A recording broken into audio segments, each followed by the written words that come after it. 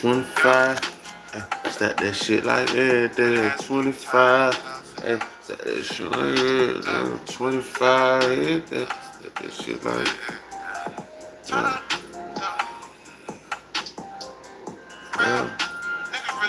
On the streets, they don't really wanna fuck with me. Every time when they hit with the beat, they don't get you really cool with the grease. Yeah, poppin', yeah. I start dropping, yeah. I start dropping, yeah. We just turn on you. How the fuck you think they making news? They don't credit you. Even if they look out, they still not gonna credit you. They could, nigga came from the bottom, really came from the basement. Made shit, all that fucking that fake shit. All that waiting. All the time I was waiting. Bring that skill down. Fuck bring the bells out. I'm a nigga feel demon. Bring it loud. Yeah. Alright, man. So look, man. I ain't gonna keep singing that shit. Look. So I feel like Cenat really showed criticism to Drake's Nokia video for a couple of reasons. So, as you remember, Cenat definitely was a big influence on the public when it came to Drake versus Kendrick Lamar. And to rehash the Drake and Kendrick Lamar beef is very redundant at the time, but nonetheless, I gotta say something about it. So Cenat got a text from Drake during the Kendrick Lamar beef saying he's about to drop soon or something of that nature. You know, Cenat basically was one of the people like a DJ Academics, like a Aiden Ross, like anyone else, either getting word that Kendrick Lamar was about to drop something or that Drake was about to drop something. Whether they heard it through the gate, through the grapevine, or they actually heard it from the artists themselves. And usually it was Drake who was reaching out to the streamers. All right, and that's very important on what I'm about to say. So with Cenat being a part of what's up, Zoe? With Cenat being a part of the beef and a big influence just on internet culture as a whole. What's up, Liz? Being that it may, he was getting contact and information that we probably wasn't privy to in a sense of, hey, this is what I'm about to do. This is the plan. This is where I'm about to go. I'm going to call you at this time. It's about to drop at this time. You feel what I'm saying? So, what's up? What's up, Liz? What's up, Zoe? How you doing, Zoe? How you doing, Zoe? So, where you watching from, Zoe? Zoe McCurchy. So I think that Cenat felt a way about that. The second thing is his name came up in the lawsuit dealing with UMG and iHeartRadio and Kendrick Lamar and a lot like that song and all of this other shit. I think he felt a way about that. And so when the Nokia video came about, I think that was his little way of saying like, okay, look, I don't really want to bash you so much to the point where you feel like I'm an enemy, but I have to give you some type of criticism somewhere because if I don't, I'm going to look biased, just like DJ Academics. Cenat, I think even after he's seen his name on the sheet of paper, being someone to help Drake's case to further the defamation, to further whatever they were talking about. Now things are having holes in them in the sense of like the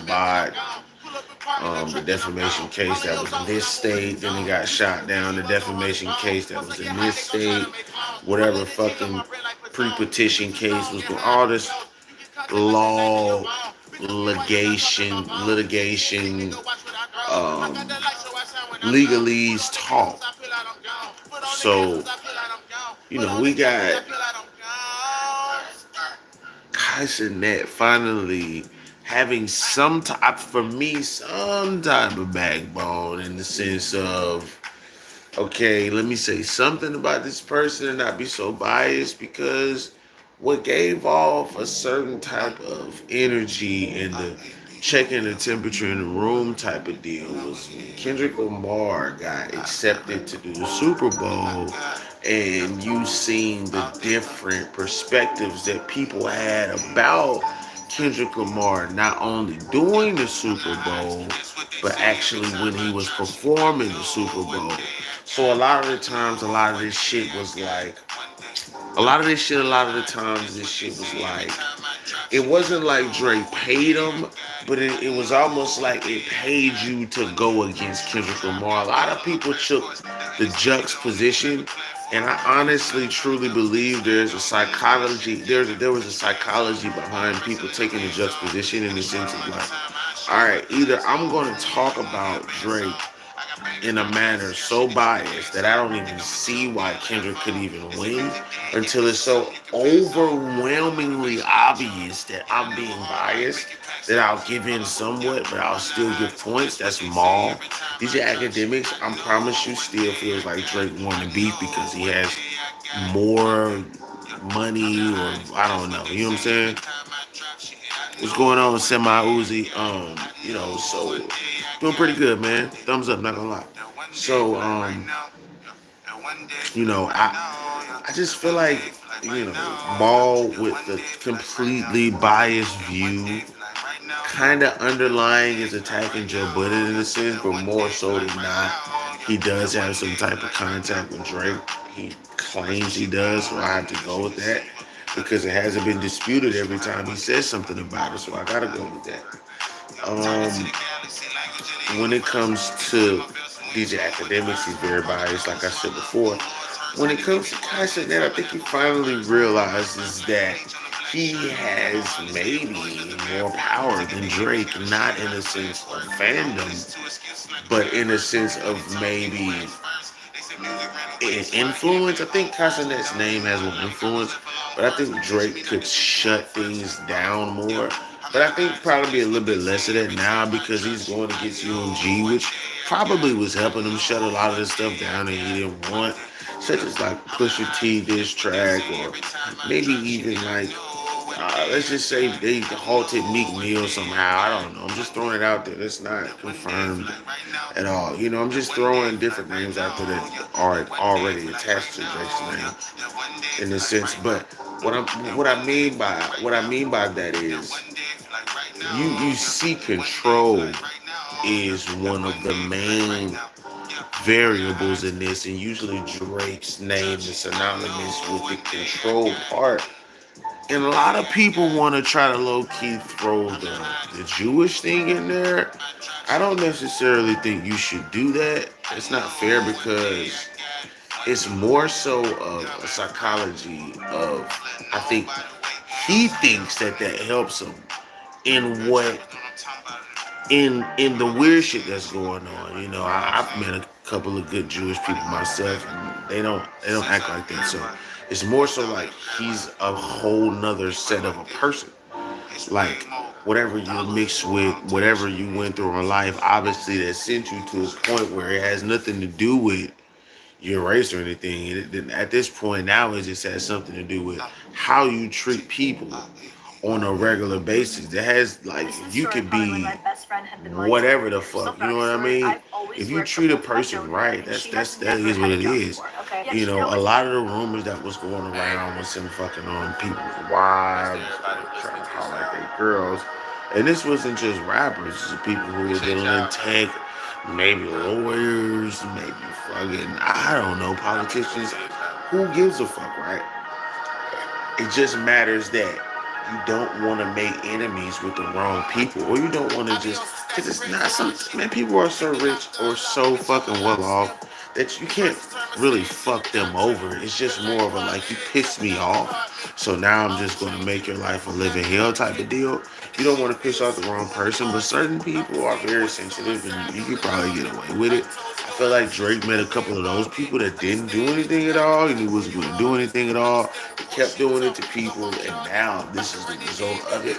I can't see Casanet continue to be on his side. You know what I mean? Because of what he's been displaying. You know, I think he's been contradicting every single thing that he said he stood for. I think him signing a petition about him being against lyrics, especially him supporting Young Thug and giving Young Thug $1 million. I do feel like that is somewhat of a contradiction. You know, a lot of people want to say Kendrick is a hypocrite, but Drake has to be one of the biggest hypocrites ever in the history of music, just for giving Young Thug $1 million after he signed a petition saying that lyrics shouldn't be used. But at the same time, he has a whole case about defamation, about bots, which was untrue. But the defamation came back.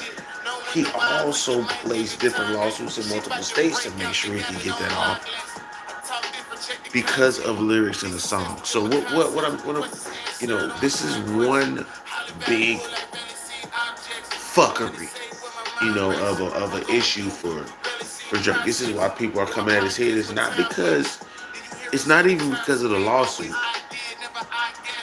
Taylor Swift could do a lawsuit right now.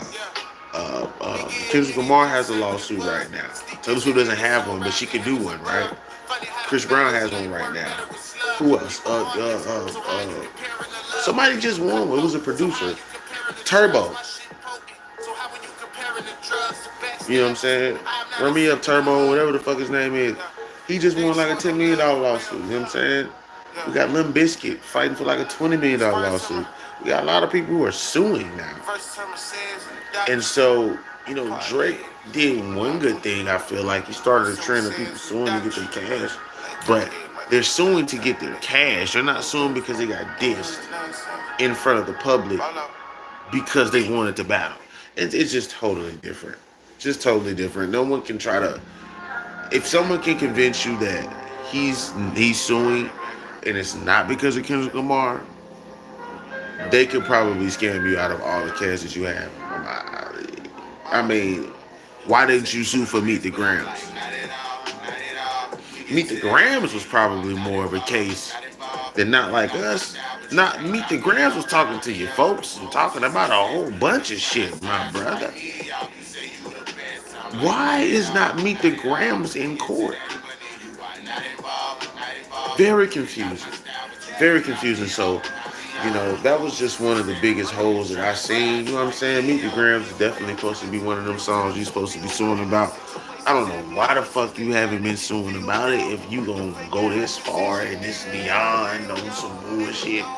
It's just like you might as well did it with that song. Like that song everybody would have been like, it's a bitch ass move, but I can kind of see why you suing. I guess you got a brand, you got to protect it, but you feel what I mean? Like that's just what it is for me. I don't know, man. I don't know. I can't continue to harp on that shit, but it is very, very telling that he did not sue for Meet the Grams. I mean, what about 616 in LA? What about the gloves? You sued for it, Not Like Us, but you didn't sue for the gloves? I don't know, man. I'm out. I'm not finna continue to do this shit. I'm out.